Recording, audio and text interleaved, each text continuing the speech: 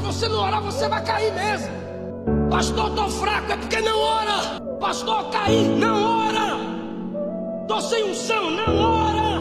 Não quero ler Bíblia, não ora. Não quero congregar, não ora. E eu não tô aqui dizendo pra você que é gostoso orar. Para de hipocrisia.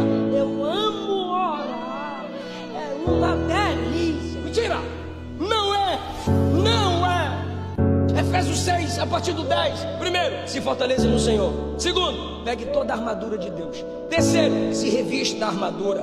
Quarto, capacete da salvação. Quinto, couraça da justiça. Sexto, cinto da verdade. Sétimo, escudo da fé. Oitavo, sapato do evangelho. Nono, orando em todo o tempo. É guerra. Orar é guerra.